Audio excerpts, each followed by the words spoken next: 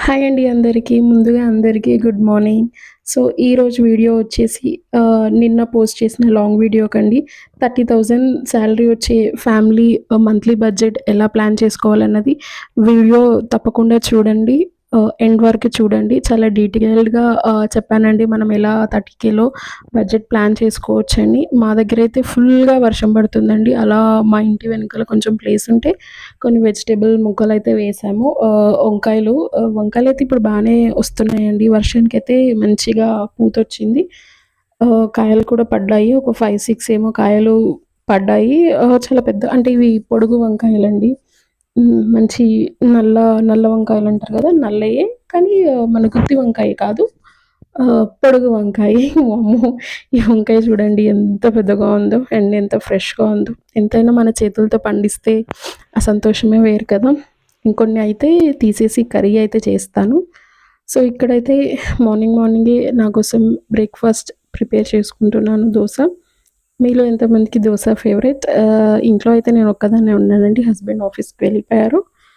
And ఇంకా నా కోసమే ప్రిపేర్ చేసుకుంటున్నాను దోస. సో, నిన్నటి వీడియోకైతే చాలామంది మంచి రెస్పాన్స్ ఇచ్చారండి. మంచిగా వ్యూస్ కూడా వచ్చాయి. హోప్ ఇంకా నన్ను ఇట్లనే సపోర్ట్ చేస్తారనుకుంటున్నాను నేను. మంచి ఒక హౌస్ వైఫ్‌కి యూజ్ అయ్యే హౌస్ వైఫ్ అని ఐ మీన్ హౌస్ వైఫ్‌కి అని కాదండి. ప్రతి ఇంట్లో ఉండే మన మిడిల్ క్లాస్ ఫ్యామిలీస్‌కి యూజ్ అయ్యే చిన్న సేవింగ్ టిప్స్ అవే షేర్ చేస్తున్నానండి. హోప్ మీ అందరికీ ఈ వీడియోస్ నచ్చుతున్నాయనుకుంటున్నాను. సో, ఇక్కడైతే దోస వేసుకున్నాను. అది కొంచెం నాన్ స్టిక్ పాన్ అండి ఇది. కొంచెం దోస వేసినప్పుడల్లా ప్రాబ్లమ్ అవుతుంది. క్యాస్ట్ ఐరన్ తవా తీసుకోవాలి. ఈ నాన్ స్టిక్ కొంచెం ఇట్లా అవ్వంగానే త్వరగా పాడైపోతున్నాయి. మీరు కూడా సేమ్ ఇలాంటి ప్రాబ్లమ్‌ని ఫేస్ చేశారా? సో, అలా దోస అయితే ప్రిపేర్ చేసేసుకున్నానండి. ఒకటైతే అయిపోయింది. ఇంకా అలా అటు ఇటు తిప్పుతూ కాలుస్తూ ఉన్నాను. సో, ఇంకా మీ దగ్గర క్లైమేట్ ఎలా ఉందండి? వర్షం పడుతుందా? నిన్నటి నుంచి మా దగ్గరైతే చాలా వర్షం ఉందండి. పడుతూనే ఉంది. బట్టలు అలానే ఉన్నాయి. ఆరట్లేదు. కానీ వర్షాలు పడాలండి. పడకపోతే చాలా కష్టం కదా! ఎంతోమంది వెయిట్ చేస్తూ ఉంటారు వర్షాలు పడాలి అని. సో, వర్షమైతే పడుతుంది. సో, అలా అయితే ఒక దోస కంప్లీట్‌గా ఫినిష్ చేశానండి. కొంచెం ఈ వెదర్‌కేమో అండి కోల్డ్ అయితే కోల్డ్ ఇప్పుడిప్పుడే స్టార్ట్ అవుతుంది. ఇంకొక దోస తీసేసి పక్కన పెట్టాను. అండ్ ఇంకొక దోస వేసుకుందాం అనుకుంటున్నాను. సో, చెప్పాను కదండీ దోస నా ఫేవరెట్ అని. సో, ఇంకొక దోస కూడా వేసుకుంటున్నాను. నా పాన్‌కి నాకు ఇంకా ఇరిటేషన్ వస్తుంది. నా ఫేస్ ఎక్స్‌ప్రెషన్స్ చూడండి. నాన్ స్టిక్ పాన్ అస్సలు అవ్వట్లేదండి. వెంటనే మార్చాలి. లేకపోతే నాకు ఇంకా ఇరిటేషన్ వచ్చేలా ఉంది ఆ పాన్ తోటి. తొందరగా అయితే మారుస్తాను. ఎంత ఇలా పోస్తున్నా కూడా అది తిరగట్లేదు. ఈ నాన్ స్టిక్ పాన్స్ తోటి ఇదే ప్రాబ్లమ్ అండి.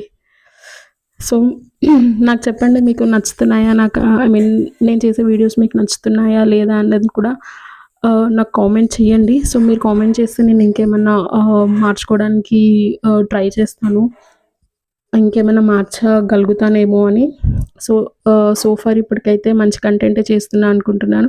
సో, అక్కడైతే 2 దోసలు వేసుకున్నానండి. అవి మీకు చూపిస్తున్నాను.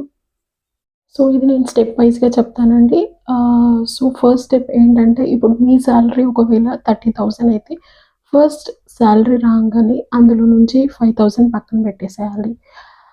మొత్తం ఖర్చు చేసిన తర్వాత మేము సేవింగ్ చేస్తామంటే కాదు. ఫస్ట్ మీకు 30,000 సాలరీ వస్తే అందులో 5,000 ఫస్టే సెపరేట్‌గా పెట్టి తర్వాత ఉన్న ఆ అమౌంట్ ఏదైతే ఉంటదో ఒక 25,000 దాన్ని మనం బడ్జెట్‌గా ప్లాన్ చేసుకోవాలి.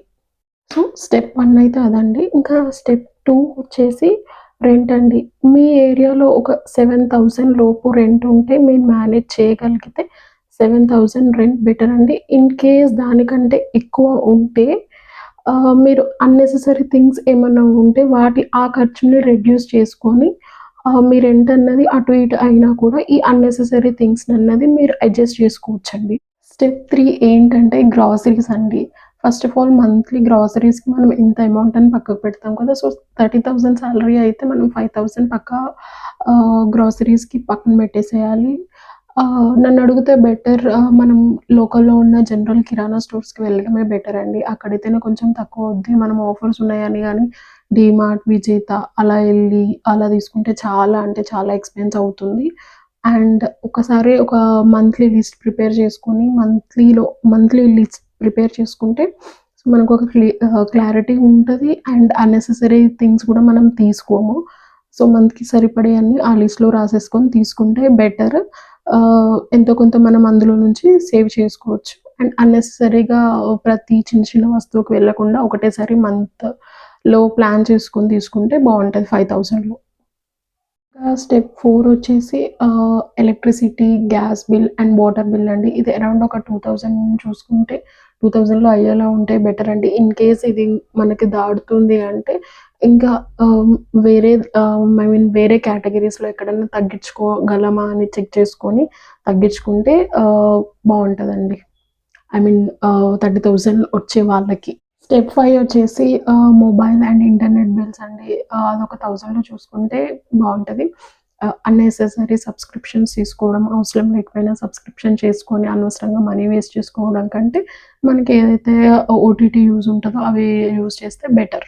సో, స్టెప్ 6 వచ్చేసి ట్రావెల్ అండ్ పెట్రోల్ అండి. మనం ఆఫీస్‌కి ఎళ్తుంటే పెట్రోల్ అండ్ ట్రావెల్ చార్జెస్ అవుతాయి కదా! సో, వాటికి ఒక సెపరేట్ 2500 అలా పక్కకు పెట్టుకోవచ్చు. ఇన్ కేస్ ఏమన్నా తక్కువైతే అన్నెసెసరీ రైడ్స్ ఏమన్నా ఉంటే, అన్నెసెసరీ ట్రిప్స్ ఏమన్నా ఉంటే వాటిని మనం క్యాన్సిల్ చేసుకోవడమే బెటర్ అండి. ఇంకా స్టెప్ 7 వచ్చేసి మెడికల్ అండి. మెడికల్ అంటే మన ప్రతి మంత్ మెడికల్ చార్జెస్ ఉండకపోవచ్చు. దానికోసమైతే సెపరేట్‌గా ఉన్నా లేకపోయినా ఒక 1000 పక్కకు పెడితే ఒక చిన్న చిన్న మెడికల్ వాటికైతే మనం యూజ్ చేసుకోవచ్చు. సో, వాటిని టచ్ చేయకుండా ఉంటే మనం సెపరేట్‌గా సేవ్ చేసిన 5,000 అయితే టచ్ చేయకుండా ఉండగలుగుతాము. సో, ప్రతి మంత్ ఒక రూ. 1000 అలా మెడికల్ ఎమర్జెన్సీస్‌కైతే పక్కన పెడితే బెటర్. సో, స్టెప్ 8 వచ్చేసి ఫ్యామిలీ పర్సనల్ ఎక్స్‌పెన్సెస్ ఉంటాయి కదండీ! సో, అవి అన్నమాట. వాటి కోసమని కొంచెం అమౌంట్ అయితే పక్కన పెట్టుకోవాలి. సో, సేవింగ్ చేయడం అంటే మన కోసం మనం ఖర్చు పెట్టుకోకుండా ఉండడం కాదండి. దేని మీద ఖర్చు పెడుతున్నాం అనేది చూసుకొని వైస్‌గా స్పెండ్ చేయడం అంతే తప్ప సేవ్ చేస్తున్నామని మన పర్సనల్ ఎంజాయ్‌మెంట్‌ని పక్కన పెట్టడం గాదు. సో, ఆహ్, మన పర్సనల్ ఎక్స్‌పెన్సెస్ చేస్తూ, ఎంజాయ్‌మెంట్ చేస్తూ మన సేవింగ్స్‌ని చేయాలి. అండ్ ఆ చేసిన సేవింగ్స్‌ని టచ్ చేయకుండా ఉండాలి. నెక్స్ట్ వచ్చేసి స్టెప్ 9 ఏంటంటే చిల్డ్రన్ అండ్ ఎడ్యుకేషన్ అండి.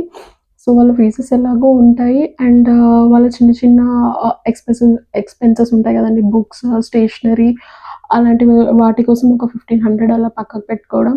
అండ్ మీకు గనుక ఇన్ కేస్ ఇంట్లో కిడ్స్ లేరు అంటే, ఈ అమౌంట్‌ని గూడా మీరు సేవింగ్‌కి ట్రాన్స్‌ఫర్ చేసుకుంటే, మనకు ఇంకొక సేవింగ్ కొంచెం ఎక్స్‌ట్రా అమౌంట్ అన్నది సేవింగ్‌కి యాడ్ అవుతుంది.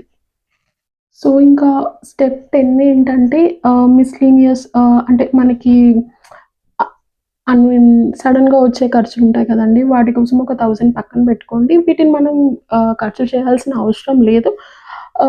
ఒక మంత్ ఎండ్‌కి ఒకవేళ మనకి ఏమి ఖర్చు కాలేదు అంటే, ఆ 1000ని గూడా మనం సేవింగ్ కిందకి వేసుకోవచ్చు. సో, స్టెప్ లెవెల్ వచ్చి సేవింగ్స్ అండ్ ఎమర్జెన్సీ ఫండ్ అండి. ఫైనల్‌గా మనం ఏదైతే మంత్ స్టార్టింగ్‌లో పక్కన పెట్టిన 5000 ఉందో, దాన్ని మనం ఇన్వెస్ట్ చేసుకోవడం అండి. దానిలో కొద్ది అమౌంట్ తీసి ఆ 5000ని మనం డివైడ్ చేసుకొని కొంచెం ఎమర్జెన్సీ ఫండ్‌గా ఒక 2500 ఎమర్జెన్సీ ఫండ్, ఇంకా 3000 వచ్చేసి ఇన్వెస్ట్‌మెంట్ పర్పస్ ఎస్ఐపి అలా ఏమైనా పెట్టుకొని, ఈ ఎమర్జెన్సీ ఫండ్ ఏదైతే కొంచెం బిల్డ్ అవుతుందో దాన్ని మనం సేవింగ్స్‌కి గూడా రీడైరెక్ట్ చేసుకోవచ్చు. తర్వాతకి ఒక మంచి ఎమర్జెన్సీ ఫండ్ బిల్డ్ అయినప్పుడు మనం మంత్ స్టార్టింగ్‌లో ఏదైతే 5000 బిల్డ్ చేస్తామో, సో, దాన్ని ఇలా మనం వైస్‌గా గూడా బిల్డ్ చేసుకోవచ్చు అనేది సేవింగ్ అనేది ఒకటి మనం మంచిగా బిల్డ్ చేసుకోవచ్చు.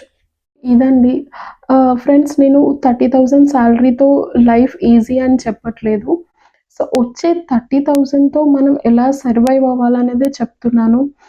ఆ వచ్చే 30,000ని మనం ఎలా మేనేజ్ చేసుకోవాలనే నేను చెప్తున్నాను తప్ప 30,000తో లైఫ్ ఈజీ అని మాత్రం నేను చెప్పట్లేదు. సో, వచ్చే ఆ 30,000ని మనం ఎలా హ్యాండిల్ చేస్తున్నాం, ఎలా మేనేజ్ చేస్తున్నాం అని నేను మీకు కన్వే చేయాలనుకుంటున్నాను. సో, 30,000 వచ్చేవాళ్ళు ఎలా డివైడ్ చేసి వాటిని ఎలా సేవ్ సేవ్ చేసుకోవచ్చు అన్నదే నా కాన్సెప్ట్. సో, అది నేను మీకు కన్వే చేయాలనుకున్నాను. సో, సాలరీ ఎక్కువైనా, తక్కువైనా సరే కానీ సేవింగ్ అన్నది మాత్రం చాలా ఇంపార్టెంట్ అండి. మీ సాలరీ 30,000 అయితే మీరు ఎగ్జాక్ట్‌గా నేను చెప్పిందే ఫాలో అవ్వాల్సిన అవసరం లేదండి. మీ ఏరియాలో ఉన్న రెంట్, మీ చిల్డ్రన్ ఫీజెస్, మీ మంత్లీ ఎంతవుతదో దాన్ని బట్టి మీరు ఆ కేటగరీస్‌ని డివైడ్ చేసుకోండి. నేను చెప్పిందే మీరు ఎగ్జాక్ట్‌గా ఫాలో అవ్వాలని కాదు నా ఇంటెన్షన్. ఎలా మేనేజ్ చేసుకోవచ్చు అని నేను జస్ట్ ఒక క్లారిఫికేషన్ ఇచ్చానంతే. ఐ మీన్ ఒక డీటెయిల్ ఎక్స్‌ప్లనేషన్ ఇచ్చాను తప్ప మీరు ఇదే ఫాలో అవ్వాలి, ఇదే చేయాలని మాత్రం నేను చెప్పట్లేదు. సో, అంటే area to area rent variations ఉంటాయి. స్కూల్ ఫీజెస్ కూడా డిఫరెంట్‌గా ఉంటాయి. సో, ఒక్కొక్కరి ఫ్యామిలీ సిట్యుయేషన్స్ వేరు ఉంటాయి. సో, అకార్డింగ్ టు థట్ మీరు ప్లాన్ చేసుకోవచ్చు. నేను జస్ట్ ఒక ఎగ్జాంపుల్‌గా తీసుకొని మాత్రమే చెప్పాను అంతే.